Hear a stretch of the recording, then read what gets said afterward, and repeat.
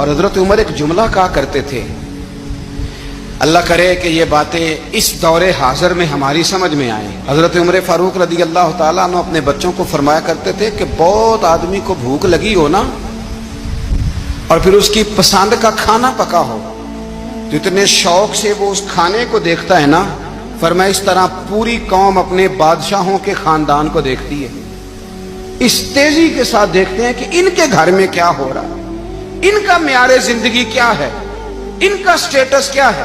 آپ کے بچے دونوں کاروبار کے لیے مصر گئے، ایک بہت بڑا قافلہ گیا مدینے سے مصر تجارت کے لیے، تو یہ گئے تجارت کے لیے، تو حضرت عبداللہ ابن عمر، حضرت عبید اللہ ابن عمر، حضرت عمر کے دونوں بیٹے گئے۔ جناب عمر فاروق کے بچے جب وہاں پہنچے تو مصر کے گورنر نے نا لوگوں کو تعارف کرایا کہ یہ عمر فاروق کے بیٹے ہیں۔ ایک چھوٹی سی بات کر دوں، یہ چودھری کے بیٹے کو کون بتاتا ہے کہ تو چودھری کا بیٹا ہے؟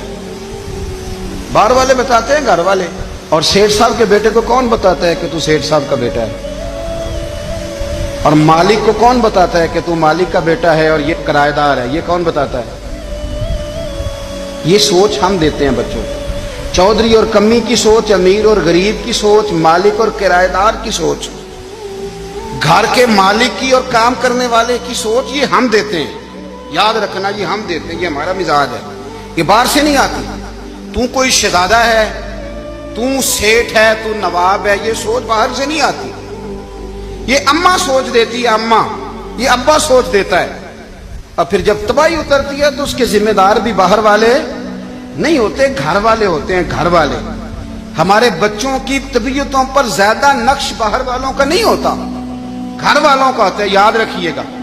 حضرت عمر فاروق رضی اللہ، بچے ہیں، شہزادے ہیں، وہ کاروبار کرنے گئے اور وہاں بتایا گورنر صاحب نے کہ یہ فاروق اعظم کے بچے ہیں، امیر المومنین کے۔ لوگوں نے ان سے زیادہ مال خریدا، تجارت میں زیادہ نفع ہوا، ظاہر ہے کہ وہ آپ کے جو اللہ خیر کرے حکمران ہیں، ان کے کاروبار کتنے ملکوں میں ہیں، کس بنیاد پر ہیں؟